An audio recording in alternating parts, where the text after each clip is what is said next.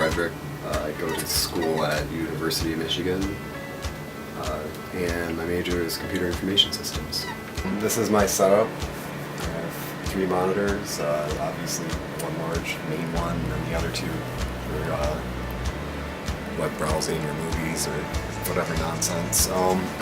In my setup, I have a Haswell quad-core processor with a pretty beefy air coolant system going on, and has 16 gigs of RAM, and there's a NVIDIA GTX 760 just hanging out in there. I always kind of tinkered with computers when I was just a little kid. We always had them in the house, so I've always had an opportunity to use them, but I started really working with computers when I was in high school with extracurricular called Business Professionals of America. Because I'm a computer information systems major, a lot of my time goes into writing applications and learning different programming languages. Basically just debugging code and getting it to work with the compiler and different applications that would be able to use it. I originally, I just really wanted to play Fallout, I remember. And there wasn't really any easy way for me to get it besides getting physical media. And at the time, I didn't have any money or any way to get said games. So, ultimately, I ended up installing a virus on my computer and ended up crashing the whole thing and having to reinstall Windows from the ground up. Lesson learned. But that was before there was really the concept of Steam or good old games or like an easily viable source to buy these games. Before it was always you had to get your parents to drive you to GameStop or whatever, so.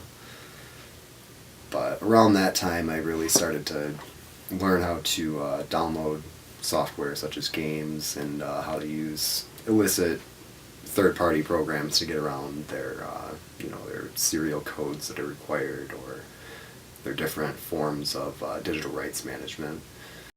My name is Austin Stewart. I am a guitarist in a up-and-coming band from Flint, Michigan called Meridians.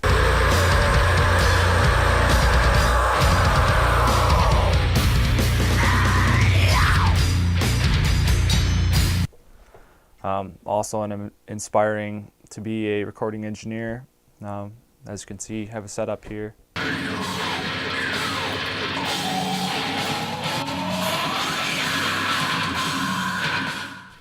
In this day and age, a lot of people, go through and do that. They just find it easier to go online and just pull up Pirate Bay and take an album off there.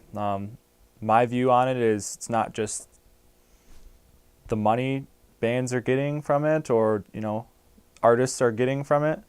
It's more you're getting also networking and stuff with it too. People are, if they're taking the time to seek out your music and download your file, that's saying something about your music. You're doing a good job. I'm not gonna lie, I have downloaded albums before, but always if the band is worthy or if the album's killer, I'll go and buy their album because I want to help support the band that took their time to do it. My name is Caitlin Malum. I go to Wayne State University. I'm a theater student. I write. I'm a filmmaker. I just came out with my own movie, actually.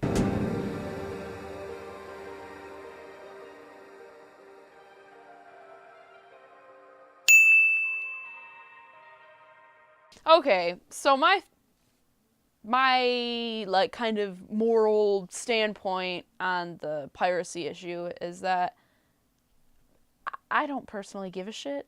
Like, I do it even though I know, like, I used to be like, oh, well, I'll download music. I don't care because I'm not going to pay for sound, which, sorry, musicians, whatever. But then I started downloading movies or streaming them. And it's like, if I didn't do that, then I wouldn't see most of the movies that I have seen that are considered classics. Because honestly, the movies that I want to see are not playing on Netflix or on demand or whatever. And yeah, so I just don't care about piracy, because I feel like it's partly, I don't know if I want to say like mainstream culture, media or whatever, movie theaters or whatever, but they're trying to make money by showing the things that they think we want to see. You know, your blockbusters, your Captain America bullshit. I don't want to see that shit. Where I live with my parents is a very small village, and if I want to go to the movie theater in the next town over, they're not going to be playing like, oh, special screening of A Clockwork Orange, you know, or like, let's play the new Blue is the Warmest color. Like, they're not going to fucking play the shit I want to see. So if I want to have any cultural education for myself, I have to stream it online. I've gotten cease and desist letters from Universal Studios, Sony Recording, and ZeniMax Media. Sony Recording was for an album that I downloaded. I couldn't even tell you what it was. It was so long ago. Universal Studios, same story. It was just some movie, probably like Transformers or something idiotic. I don't even know if that's made in that studio, but and then ZeniMax was obviously, as it turns out, Fallout.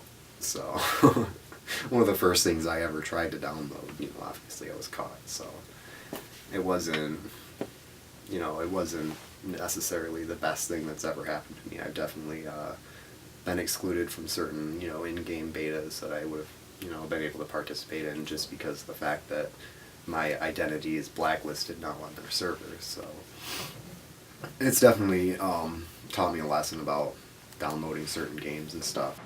Hey, my name's Toe Step. I'm the lead singer of the 50 Pound Sound. Step back, we're here to break it down.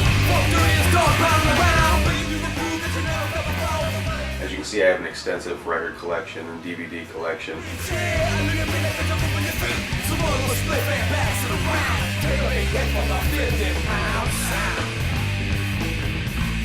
You can look.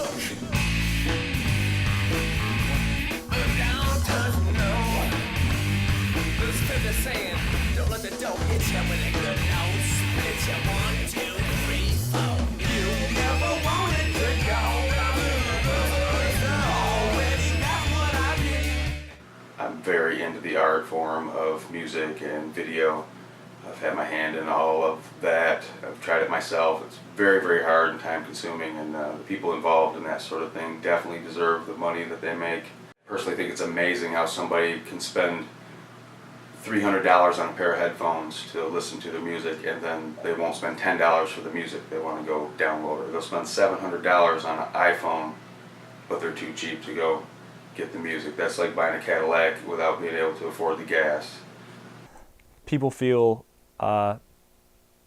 strongly opinionated on both sides. I could see where, you know, some people might say, well, it doesn't make the artist a lot of money. They're losing money from that, but how much do artists really get from actually having people purchase their album?